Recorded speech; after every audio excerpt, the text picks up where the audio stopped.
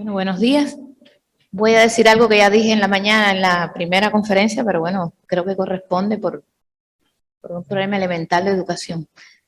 Sí, agradecer al comité organizador, agradecerle a ustedes la presencia, el reto que significa para mí hablar en presencia del doctor Calleja, ya lo había dicho, mi referente en el mundo de la patología de habla hispánica. Y bueno, presentarles esta charla que me han pedido, que dice manifestaciones sistémicas de la hepatitis C, debemos pensar en ellas como en forma de interrogante. Bueno, en la mañana pusieron mis datos. Me llamo Mirta Infante y provengo de la Universidad de Ciencias Médicas de La Habana y del Instituto de Gastroenterología. Cuando allá en La Habana yo preparaba mi presentación sobre este tema, dije, bueno, como tengo 3 charlas, esta es la de la que menos voy a hablar, la que voy a hacer más corta. Y voy a empezar ya dando respuesta a la pregunta del título. ¿Debemos pensar en las manifestaciones sistémicas o estrepáticas, como le solemos decir en nuestro argot, de la hepatitis C? Y ya estoy, mi respuesta es que sí, categóricamente sí debemos pensar en ello. Como ven aquí, 2/3 de los pacientes con hepatitis C presentan manifestaciones sistémicas. Estas manifestaciones estrepáticas tienen impacto en la morbimortalidad, por tanto, es una razón para pensar en ellas. Pero también tenemos que pensar en ellas porque pueden ser la puerta de entrada al diagnóstico de la enfermedad. Yo creo que cualquiera de nosotros que se haya sentado en una consulta de patología se ha visto en la situación de ver un paciente con ciertas características clínicas, una lesión en piel, unas lesiones de vasculitis, como vamos a ver en mi charla, e inmediatamente conducir el diagnóstico hacia la hepatitis C. Y también tiene influencia sobre el tratamiento, ya que el mismo puede conducir a una mejoría o una curación de esta manifestación estrepática. El espectro es amplio. Fíjense cómo aquí en esta gráfica están un poco que resumidas en grupos de afecciones autoinmunes, metabólicas, neoplásicas, y las que afectan de manera general síntomas generales y la calidad de vida. Algunas de ellas tienen asociaciones bien establecidas, otras están en el plano anecdótico, es decir, del reporte de casos. Pero como van a ver, como ven, son disímiles, amplias, variadas las características, o sea, lo que se conoce como manifestaciones sistémicas. Hay distintas formas, como en todo en medicina, de clasificar estas manifestaciones estrepáticas. Yo les voy a presentar 2. Una que tiene que ver con la clasificación según el riesgo vital y otra con la fisiopatología. Vamos a empezar por esta primera. Las manifestaciones estrepáticas se clasifican según el riesgo vital en leves y moderadas, graves y aquellas que tienen riesgo potencial para la vida. A mí me parece que desde el punto de vista práctico esto es muy útil, ya que, bueno, por razones obvias, en este grupo, bueno, la actuación médica tiene que ser en correspondencia. Y esta otra, que es por la cual voy a conducir la charla, tiene que ver con el mecanismo de producción. Están aquellas en las cuales hay una mediación autoinmune y aquellas en las cuales la mediación es a través de mecanismos que tienen que ver con la inflamación. Quiero resaltar que un concepto que todos sabemos, que el virus de la hepatitis C, además de ser hepatotropo, es un virus linfotropo. Y en esa combinación está la génesis de estas manifestaciones estrepáticas. Entonces les decía que aquellas que tienen una mediación autoinmune están, como ven aquí a la izquierda, a la izquierda de mi pantalla, las crioglobulinemias, las vasculitis, el linfoma tipo B, que son las que en la práctica vemos con mucha mayor frecuencia, es la que tradicionalmente hemos visto, pero a este grupo se ha incorporado aquellas que tienen que ver con la mediación inflamatoria, es decir, la diabetes, la resistencia a insulina, las alteraciones renales y este último grupo que está aquí abajo al final, que está tomando relevancia, que tiene que ver con las alteraciones de la calidad de vida. Desde el punto de vista práctico, la forma en que nosotros nos gusta abordar estas manifestaciones. Entonces, vamos a empezar por las crioglobulinas, que como ven ahí, un 25% de los pacientes que tienen hepatitis C tienen crioglobulinas, y un 95% de los pacientes que tienen crioglobulinas, bueno, hay que buscar el diagnóstico de la hepatitis C. Y ahí entra una de las fundamentaciones por las cuales decimos que sí había que pensar en ella. Ahora, solo el 10% de ellas desarrollan lo que se denomina como vasculitis crioglobulinémica. El término es un poquito complejo, me disculpan si a veces me trabo en explicarlo. Miren, aquí hay una serie recientemente publicada de un grupo de crioglobulinas, o sea, pacientes con crioglobulinas, y fíjense cómo la amplia mayoría en este pastel corresponden a la hepatitis C. Hay una clasificación en tipo 1, tipo 2 y tipo 3 en dependencia de la formación de inmunoglobulinas, inmunocomplejos que predominen, y solamente de esta clasificación decirles que la tipo 2 y la tipo 3 son las que más se ven en los pacientes de hepatitis C. Bueno, en este caso lo que ocurre es una proliferación clonal de células B que lo desencadenan los antígenos del virus de la hepatitis C, que va a conducir al depósito de inmunocomplejos circulantes en los pequeños vasos de distintos órganos de la economía, y cuando estos crioglobulinemias pueden estar asintomáticas, pero se puede desarrollar el síndrome de crioglobulinemia. Miren aquí en esta representación gráfica lo que le dije en la diapositiva anterior, el depósito de estas crioglobulinas, menos mal que ya me excusé, en distintas partes del organismo. Entonces, ¿qué pasa con el paciente que tiene esta condición? El tratamiento que deben llevar estos pacientes es el tratamiento con antivirales de acción directa establecido para el virus de la hepatitis C.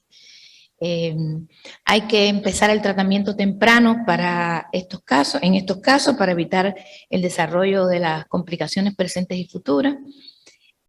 Antes de, quizás a nosotros nos pasó en la práctica clínica, antes de tener los tratamientos antivirales de acción directa, cuando teníamos los regímenes con interferón, nos encontramos con casos con vasculitis asociada a crioglobulinas, y entonces le poníamos esteroides. Hay reportes en otros lugares, en otros contextos, que usan el rituximab, nosotros no lo tenemos, pero bueno, ya el aplicar el tratamiento con antivirales de acción directa, bueno, se ha visto que disminuye la indicación de esteroides. Cuando el paciente alcanza la respuesta virológica sostenida, bueno, hay una mejoría notable de la sintomatología clínica, los hemos experimentado en la práctica asistencial nuestra. Tanto la respuesta clínica como la respuesta inmunológica, que tiene que ver con la disminución de las inmunoglobulinas, se asocia, o sea, ocurre, como ven ahí, después que el paciente haya alcanzado la respuesta viral sostenida. Es decir, empiezan a mejorar generalmente después, y en algunos casos sí hay persistencia o recurrencia de estas manifestaciones. Eso en sentido general a las crioglobulinas. Creo que es la más frecuente, la que nosotros vemos con mayor oportunidad en la práctica. Y esta otra situación que aparece, ya les decía que el virus es linfotropo, además de hepatotropo, es la otra condición que en mi experiencia, por el cual somos llamados, somos consultados muchas veces con el hematólogo o el oncohematólogo. Es decir, es un paciente con un linfoma no Hodgkin tipo B, que tiene una hepatitis C, y en el que el linfoma, como hemos visto, es una manifestación sistémica o estrepática de la enfermedad de base. Es decir, el fenómeno causal es el virus de la hepatitis C, entonces nos corresponde a nosotros tratarlo, pero lo que le quiero decir es que viene, por lo menos en mi experiencia, vienen de allá, no somos nosotros los que generalmente lo diagnosticamos y lo mandamos al hematólogo o al oncohematólogo, sino en la evaluación de un paciente con un linfoma aparece un virus de la hepatitis C, y entonces nos interconsultan a nosotros, es lo que más nos ocurre, por lo menos en nuestro medio. Estos pacientes con hepatitis C tienen un riesgo incrementado de desarrollar este tipo de linfoma. Aparece con alrededor de los 4 años después del diagnóstico, cuando se comparan con la población general, y la mortalidad es más temprana. Ahí están resumidos los tipos de linfoma que hay, las variables que se han identificado, que tienen valor para la identificación para la progresión al linfoma, que tienen que ver con el número de la cuantificación de las crioglobulinas, los pacientes que desarrollan la vasculitis y en los pacientes donde las cifras de gamma globulina están bajas.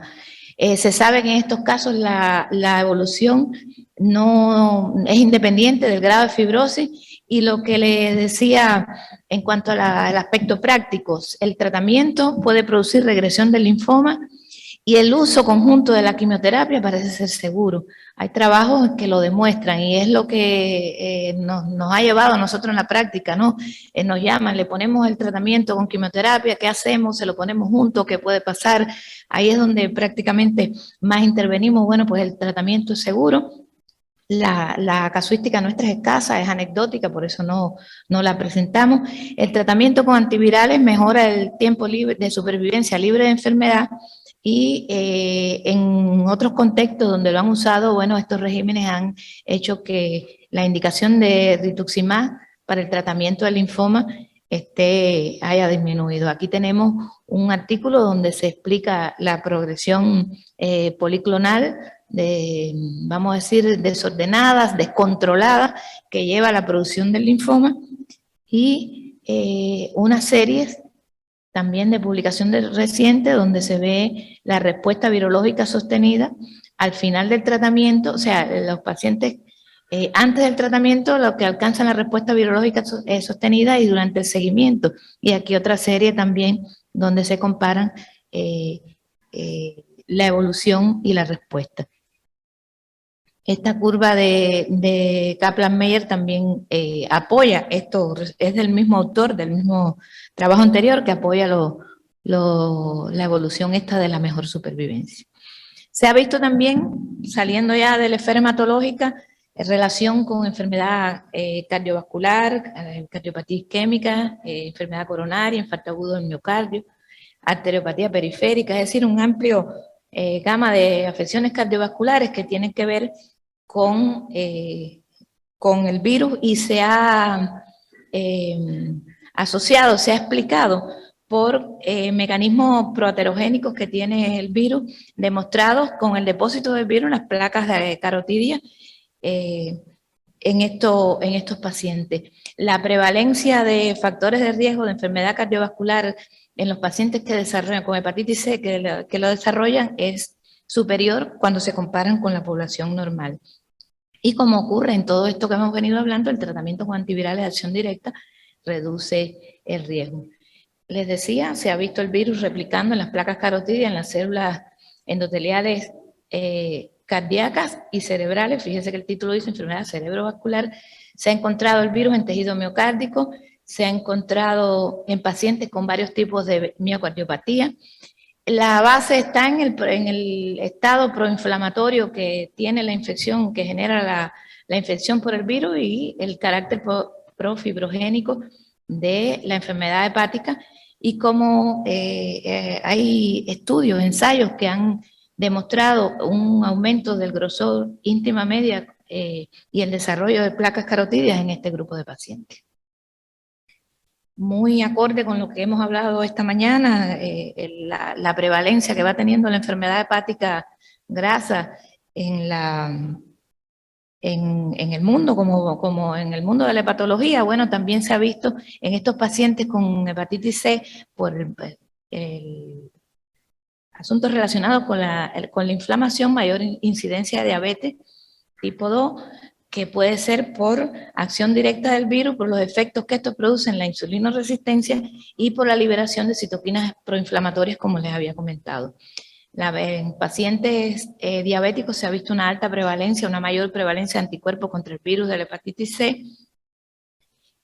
Se ha visto también en pacientes cirróticos que tienen entonces el riesgo de desarrollar una diabetes. Lo hemos visto nosotros en nuestra práctica. Tenemos allá en Cuba una consulta especializada en pacientes con cirróticos y lo hemos visto, pero en los que no tienen cirrosis también el riesgo es superior si los compararon con aquellos pacientes que están infectados por el virus B o con la población general.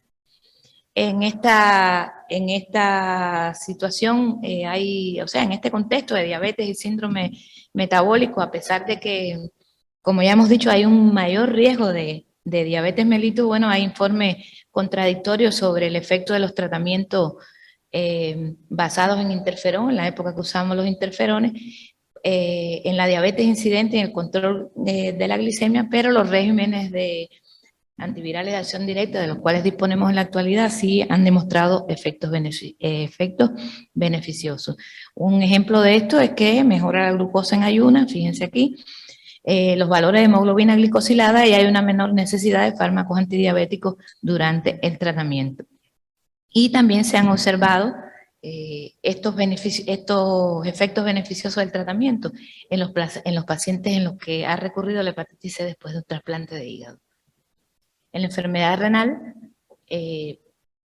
también se ha visto, es clásico, pacientes con enfermedad, nefropatías por el virus C, se ven complicaciones clásicas como la albuminuria y la glomerulonefritis.